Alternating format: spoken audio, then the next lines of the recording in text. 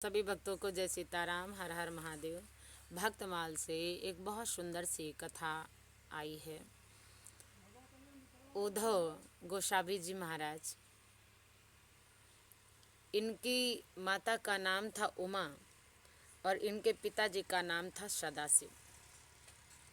इनका देहांत बचपने में ही हो चुका था, युवावस्था में।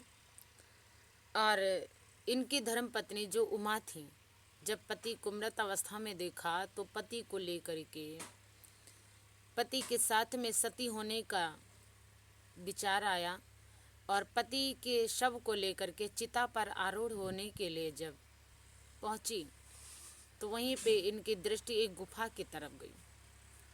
उस गुफा में श्री समर्थ रामदास जी महाराज ध्यानस्थ थे और उमा जी वहाँ से उठ करके गुफा की तरफ गई और समर्थ रामदास जी जो ध्यानस्थ थे उनको प्रणाम किया। प्रणाम करके जब चलने लगी तो स्वामी जी ने अष्टपुत्र सौभाग्यवती भव ऐसा आशीर्वाद दे दिया।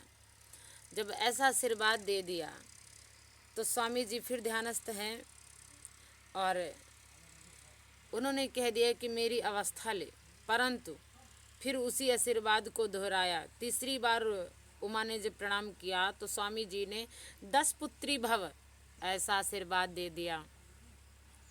उमा जी ने कहा, महाराज आपका ये आशीर्वाद सत्य कैसे हो सकता है? हमारे स्वामी तो मृत अवस्था में हैं और मैं उनको लेकर के चिता पे आरूढ़ होने जा रही थी, सती होने जा रही थी। ये आपका आशीर्वाद निष्फल हो जाएगा। जैसे महाराज जी ने ऐसा कहा, देखा, सुना, महाराज जी ने कहा जाओ अपने पति को जगा करके लाओ। उमा जी गई, जा करके सदाशिव पंथ को उठा करके लाई, जगा के लाई। और सदाशिव ने कहा कि मुझे ऐसा लगता था कि मैं तो कहीं दूर रास्ते में जा रहा था और वानरों ने मुझे उन लोगों से छुड़ा लिया जो लेकर के जा रहे थे और छुड़ा करके यहाँ ले आए। मैं तो घोर निंद्रा में लगता है कि मैं ऐसे, कभी कभी आदमी जब निंद्रा में चलने लगता तो मैं तो ऐसे ही महसूस कर रहा था, पता नहीं क्यों, कहाँ से मैं कैसे यहाँ पे आ गया। ऐसी बातें सुन करके मतलब उन्हें मालूम ही नहीं कि मैं सो रहा था कि जाग रहा था कि मर गया था। उमा जी ने देखा तो बड़ी प्रसन्न हुई। उमा जी ने श्री समर्थ रामदास जी स्वामी जी को प्रणाम किया और प्रणाम करके जब वो चलने लगी तो स्वामी जी ने कहा कि आपके जो 10 पुत्र हों उसमें से एक प्रथम बालक मुझे प्रदान कर देना। उमा जी ने कहा ठीक है प्रभु, जैसे आपकी इच्छा। प्रसन्न हो करके वे टाकली गांव में चली आई, पति के साथ में रहने लगी। भगवान की कृपा से उनके यहाँ पुत्र हुए। जो पुत्र हुए उद्धव स्वामी उनमें से ही वैराग्य युक्त भक्त हैं। मानो स्वयं स्वामी रामदास जी ने ही शिष्य रूप में अवतार लिया।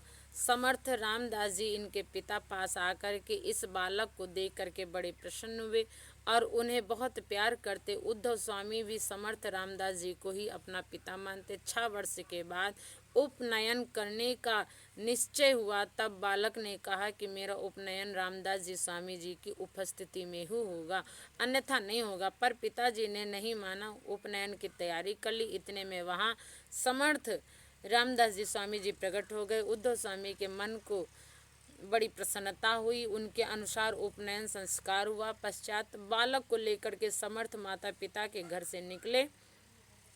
बालक को लेकर के, उद्धव स्वामी को लेकर के रामदास जी महाराज उनके घर से निकल पड़े भगवान की भक्ति करने के लिए और जा करके उद्धव गोसावी को परम शिष्य होने का शुभ अवसर प्राप्त कराया और अपना सबसे ज़्यादा स्नेही शिष्य माना, सबसे ज़्यादा हितैषी माना। अंत में भगवान की कृपा से श्री समर्थ रामदास जी स्वामी जी के आदेशानुसार, कृपा अनुसार हनुमान जी महाराज ने गोस्वामी उद्धव महाराज जी को दर्शन दिया और उन्होंने अपनी भक्ति से उद्धव महाराज जी को अनुग्रहित कर दिया। तो इस प्रकार से भक्त उद्धव गोस्वामी जी महाराज अपने आप को धन्य मानते हैं और गुरु जी की कृपा से लगे। इसीलिए कहते हैं कि जो कोई सत्य नहीं कर सकता वो संत में शक्ति होती है, क्योंकि संत भगवान से जुड़ा हुआ होता है और भगवान वही करते हैं जो संत करवाते हैं। सभी भक्त बोले जय श्रीमन नारायण।